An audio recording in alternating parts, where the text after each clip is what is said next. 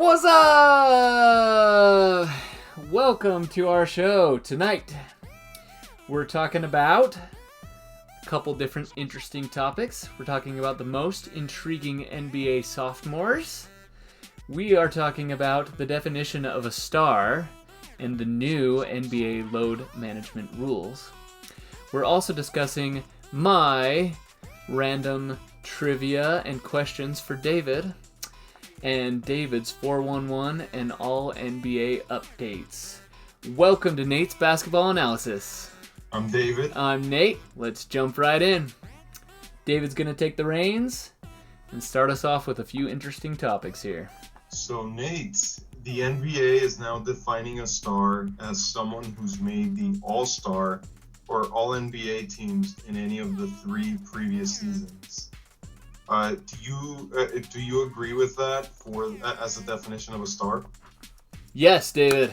I actually agree with the rules. I think it's smart what they're doing, that they are trying to cut out on load management, and I think Adam Silver ultimately wants to do away with it entirely.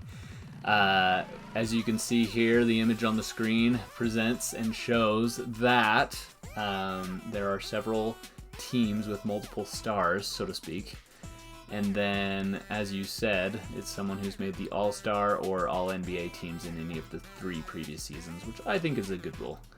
I think that's smart. Yeah. That will, sift out those who have been stars or who haven't been stars. I mean, if you think about this, Mike Conley made the All-Star 2 years ago, as an example, so technically he is still a star. The Timberwolves are on that list, even though they have also Rudy Gobert, Karl Anthony Towns, so they have multiple stars. So I think it makes it work. It's interesting to point out from this list also that the Lakers are on there, considering that I read a rule that LeBron is exempt from that. That rule says report, LeBron James will be exempt from the NBA's new load management rules. The NBA will allow pre-approved designated back-to-back allowances for players who are 35 years old on opening night or have career workloads of 34,000 regular season minutes or 1,000 regular season and playoff games combined. It's pretty interesting. I think that takes the Lakers off of that. Austin Reeves isn't considered a star. Has he made All-NBA? I don't think so. And additional players on their team, I don't know that anyone has made it. So I don't think the Lakers are part of that image anymore, if I'm not mistaken. Yeah. What are your thoughts? I think it's a good rule. When games are, especially games that are televised nationwide, it's important, for viewership of the channels and stuff to have all the players there, all the good players there. Just to clarify, the new policy is known as the player participation policy, last year in April, the league set an appearance minimum for all players to be eligible for most of the major annual awards like MVP, All-NBA, All-Defensive, Defensive Player of the Year. So they were required to play in at least 65 of the 82 regular season games. And then what the new policy mandates is that the teams rest no more than one star player from a game. We've defined what a star player is, and this is the reason why they've given this definition to a star player. They need to make star players available for nationally televised games and in-season tournament games. Of course, we've spoken about the in-season tournament, and it's going to be important for the NBA's ratings to make sure that players are playing that and that they take it seriously. Yep. It's going to balance the number of one-game rest absences a star player accrues in home games versus road games.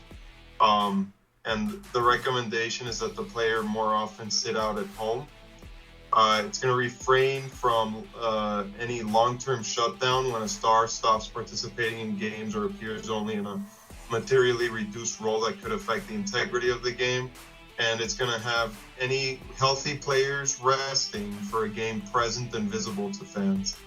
And like you said, it's going to exclude older players, and I'm totally okay with that. So, for example, LeBron, Kevin Durant, Chris Paul, those guys have been playing for a really long time, and I'm sure, their bodies don't work the way that a young person's body would work. So I'm 100% behind this. I hate watching games that are. I guess hate is a strong word, but I am not a fan of games where where I'm expecting to see certain players and they're just not there. Yeah. I feel like I'm being robbed of the experience. Not even just on TV, but this is good for people that are coming to games and paying money to see players. Right. Something that you pointed out there in the rules that I did not know is it suggests or not implies, what's the word I'm looking for? It's best that they stay home in a home setting. I'm like, wow. Yeah. That is very interesting. And then also I'll point out, isn't this so cool that we have the definition of a star now? Adam Silver finally gave us that. Because there's been all these years where people have said, well, is so-and-so a superstar? And I think we've determined what a superstar is, more or less. But now we have the real definition of a star. And you mentioned the Suns. Bradley Beal is not technically a star, even though he has been a star. I don't think he's made the All-Star game in 3 years. I also don't think he's made All-NBA. So Chris Paul, like you said, getting older, that is very interesting. Yeah, so I totally support this. I'm excited to see if it makes a difference. It more than anything brings the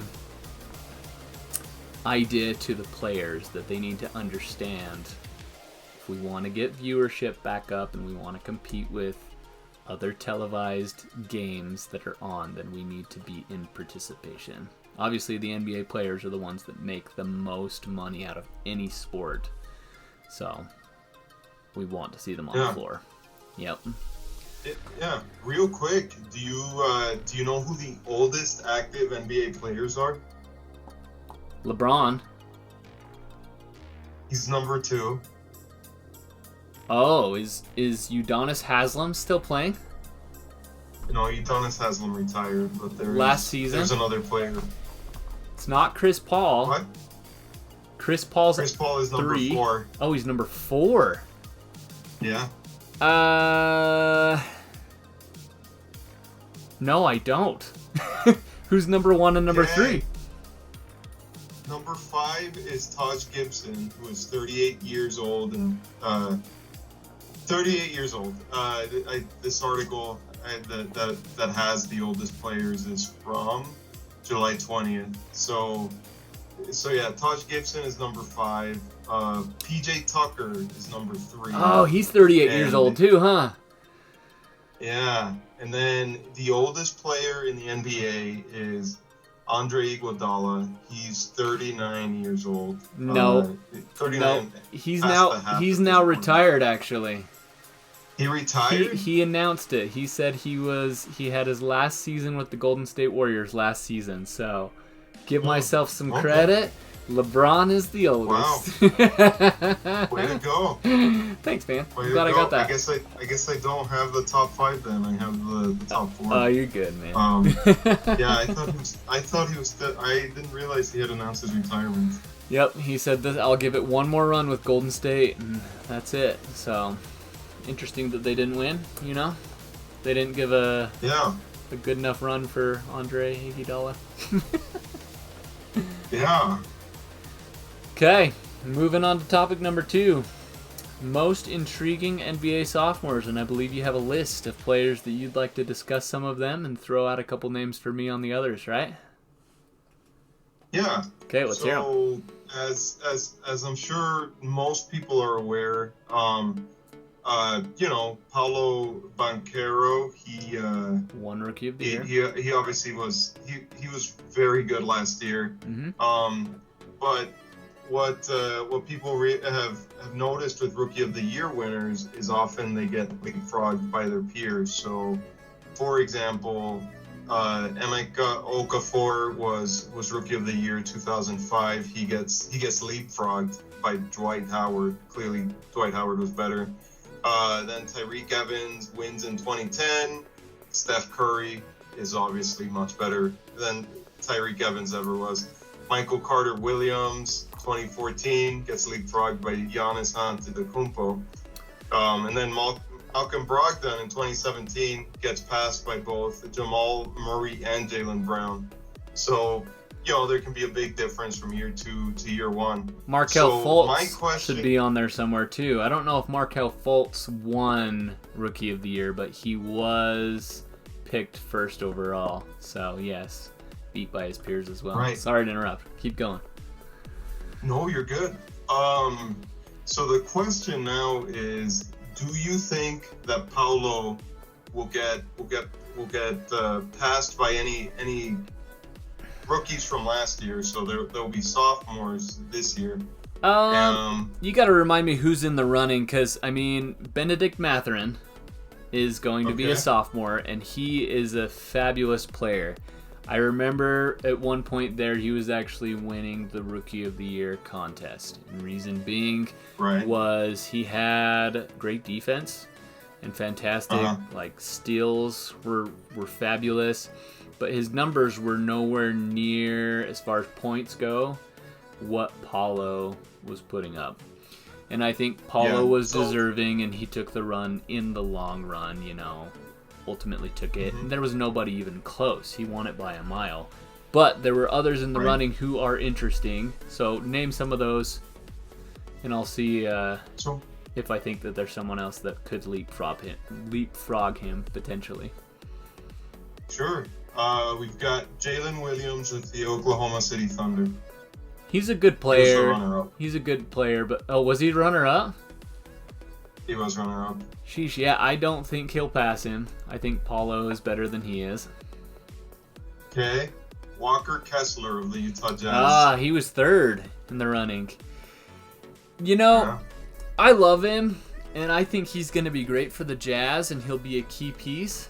But I think he'll be a lot like, and he's probably better than this person, but I think he'll be a lot like a Greg Ostertag type piece, where you need your Stockton and your Malone and surrounding pieces, and he's just a supportive piece, but he's a bit better than Ostertag. So if we find those two stars, then the Jazz ultimately could be a good team.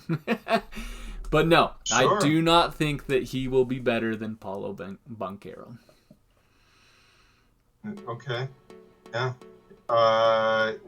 So you mentioned Benedict Mathurin. So we'll jump that one. Okay. Unless you have anything else you want to say about him. Nope. Okay. Keegan Murray of the Sacramento Kings. Ooh, this one's interesting because he is a fabulous player, and Sacramento has been good as of late. Yeah. I don't know. There's players that don't necessarily leapfrog either. There's some that you see that it's equal in value. I'd say Keegan Murray could be up there. Real quick, this guy, Keegan Murray, last year was actually really impressive. He started in 78 of 80 games for Sacramento that he played. That is cool.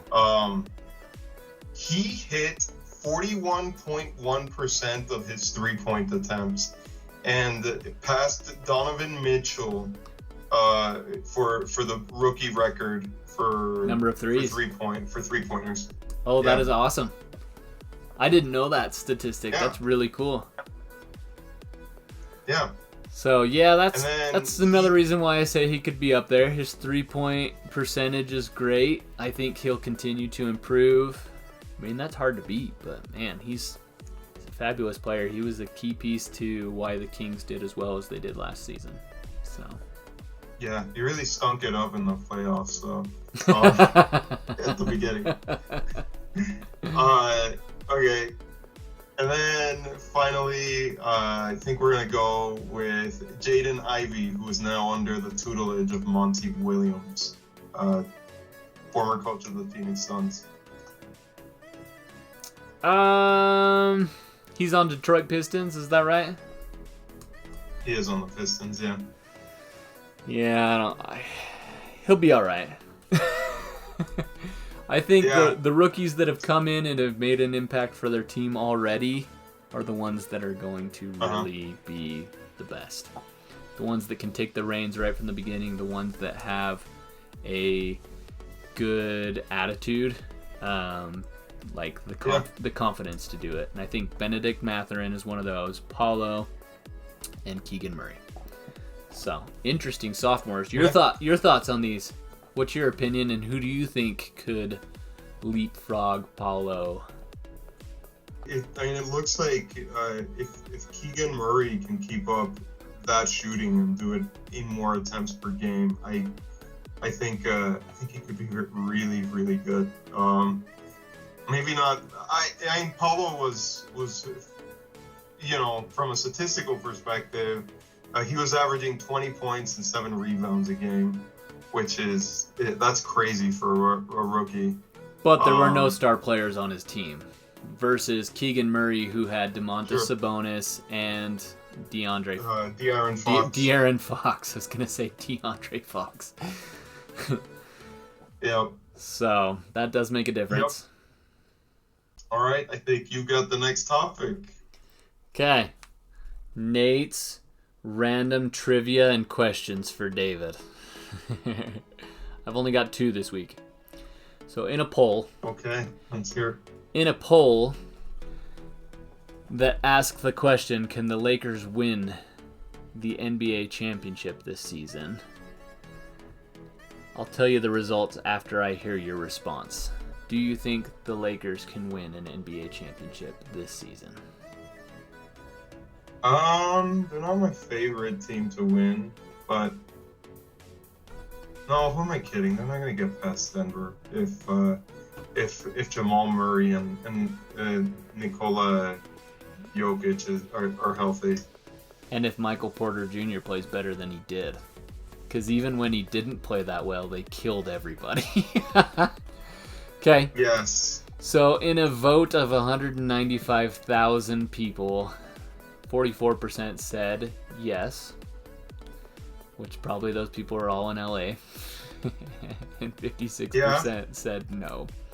I was one who said no. I don't think they'll win a championship. Yeah. I know they added some pieces. We've kind of talked about this before.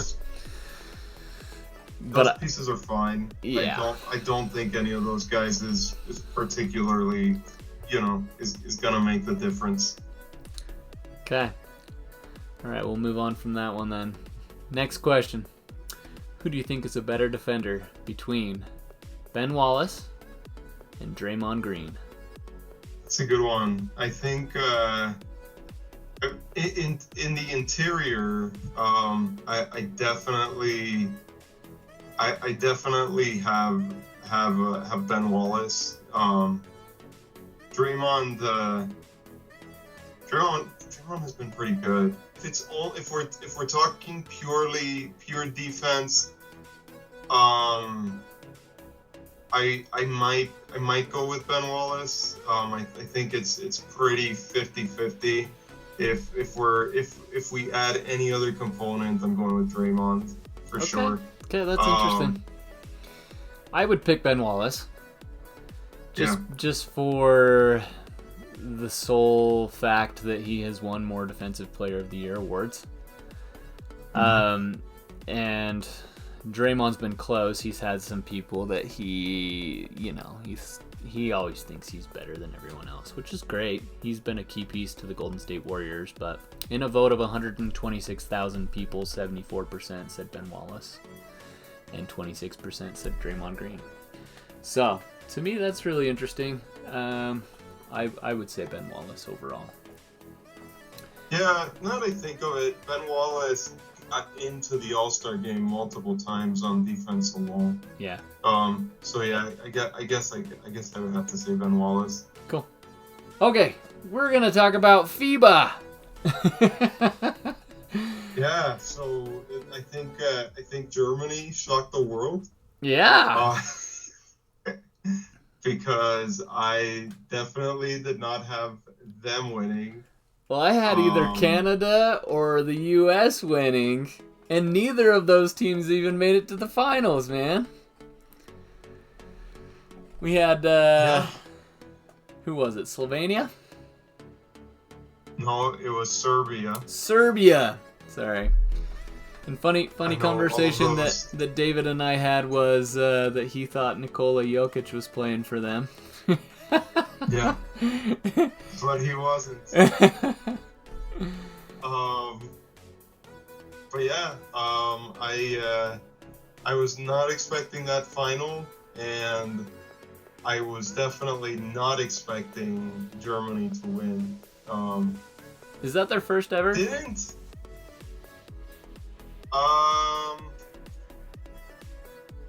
I believe so. First, yeah, I would think so. Yeah, that's the first one. I mean, Dennis Schroeder apparently it was their MVP. But Dennis Schroeder, like, you know, who is that guy? Like, I couldn't even tell you what team he played for last year. You know, now that you say that, did he play for the Lakers? I don't even know who he played for. He might have played for Chicago? I don't remember. I think he... Yeah, so he played for the Raptors. Oh my gosh, he played for the Raptors last season? Yeah. This is too funny. So yeah, this just shows, you know. Oh no, he played for the. You're right. He did play for the Lakers last season, and then he signed with the Raptors. But again, like. Okay. You know what was his role on the Lakers? Like, he scored. He came off the bench. He had one. Yeah. He had one season high of 32 points.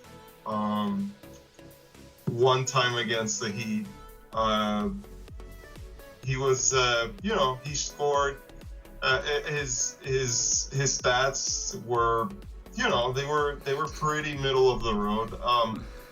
I wouldn't call this a good player by any means. Last year with the Lakers, he shot 41.5%. And 33% from three. Those are not good percentages. So I'm not sure what happened from last year to the FIBA Cup, but clearly he killed it there. I will just say it goes to show that anything can happen in one game. It's kind of like an NCAA tournament where 16 seeds will sometimes take out 1 seed, right? And it's a surprise. Yep.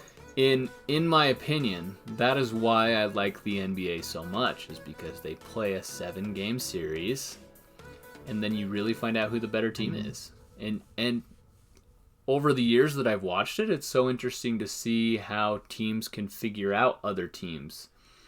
Like, I always bring this up as an example, but the Suns went up 2-0 on Milwaukee in the finals a couple of years ago.